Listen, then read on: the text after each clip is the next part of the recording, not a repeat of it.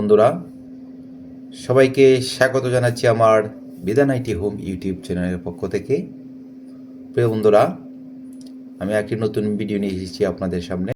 কিভাবে আপনারা আপনাদের জন্ম নিবন্ধন অনলাইনে আছে কি না তা কীভাবে দেখবেন, সেটি নিয়েই আজকে আমার ভিডিও। অনেকের জন্ম নিবন্ধন দেখা যায় অনলাইনে এন্ট্রি করা থাকে না। অনেক সময় তারা বুঝতে পারে না এটা অনলাইনে আছে কি না, কিন্তু আমার এই ভিডিও দেখলে আপনারা নিজেই মোবাইল দিয়ে আপনাদের জন্ম নিবন্ধন অনলাইনে রয়েছে কিনা তা যাচাই করতে পারবেন। তার আগে আপনাদের সবাইকে অনুরোধ করছি, যারা আমার চ্যানেলকে সাবস্ক্রাইব করেননি অবশ্যই সাবস্ক্রাইব করবেন, আর যারা ইতিমধ্যে সাবস্ক্রাইব করেছেন সবাইকে ধন্যবাদ জানাচ্ছি।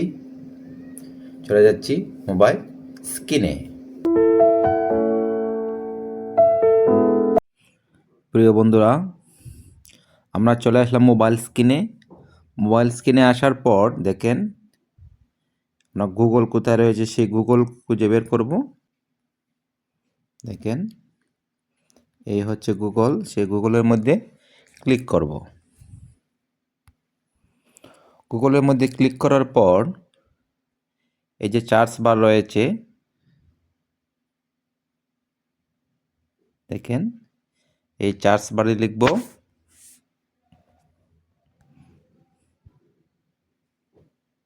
BDIRS, এটা লিখলেও হবে।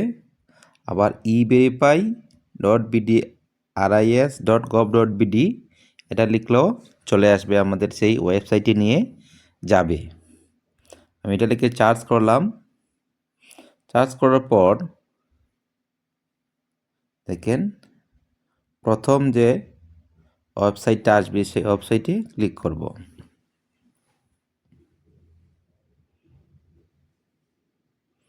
ক্লিক করার সাথে সাথেই যে স্থানীয় সরকার বিভাগের যে ওয়েবসাইটটা রয়েছে সেই ওয়েবসাইটের এন্টার পেজে আমাদের নিয়ে আসবে। এগুলো আপনারা পড়তে পারেন, দেখে নিতে পারেন। আমরা চলে যাব স্ক্রল করে নিচের দিকে চলে যাচ্ছি।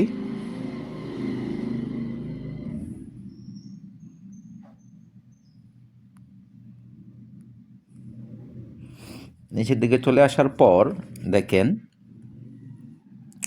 অভ্যন্তরীণ ই সেবা রয়েছে, সেটার মধ্যেই জন্ম নিবন্ধন যাচাই একটি অপশনটি রয়েছে। দেখেন 3 নাম্বার লাইনে জন্ম নিবন্ধন যাচাই করুন, সেটার মধ্যে ক্লিক করব।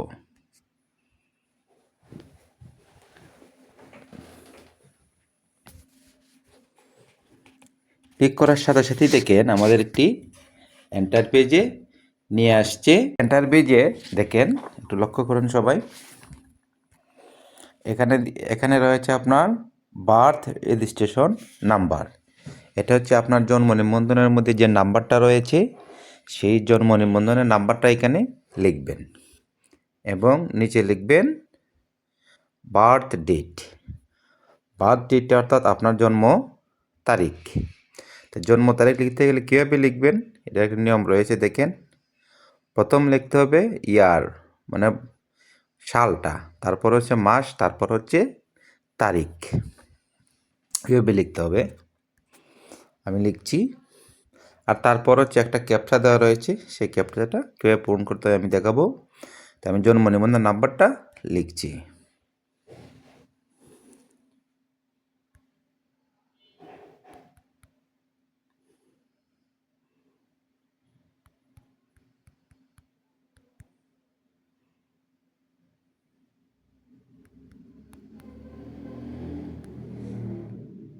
জন্ম নাম্বারটা লিখলাম, এখন লিখব বার্থ ডেট। প্রথম হচ্ছে সাল,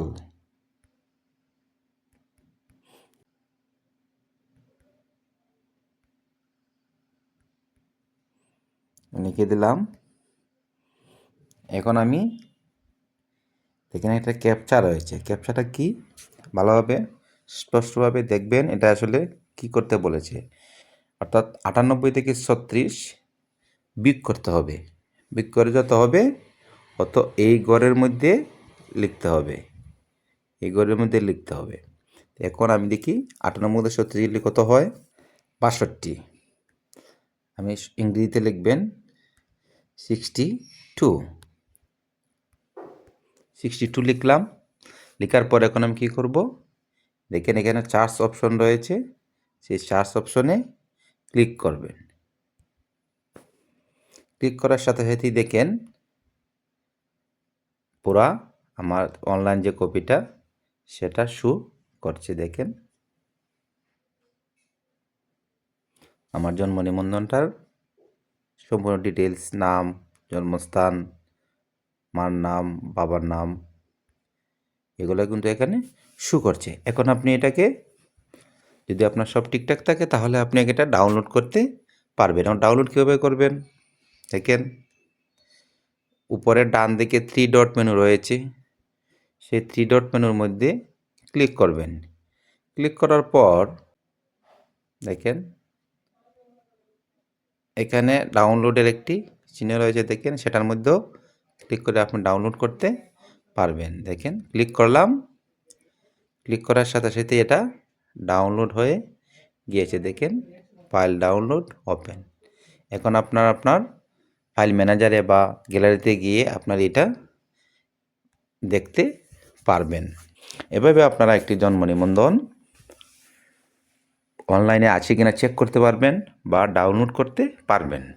আপনার যদি অরিজিনাল কপি নাও থাকে তাহলে আপনারা এই অনলাইন কপি দিয়ে আপনারা আপনাদের কার্যক্রম বা কাজ চালিয়ে যেতে পারবেন। প্রিয় বন্ধুরা, ভিডিওটি দেখার জন্য সবাইকে ধন্যবাদ জানাচ্ছি। এভাবে আমার পাশে থাকবেন, আমাকে উৎসাহিত করবেন। সবাই ভালো থাকেন, সুস্থ থাকেন।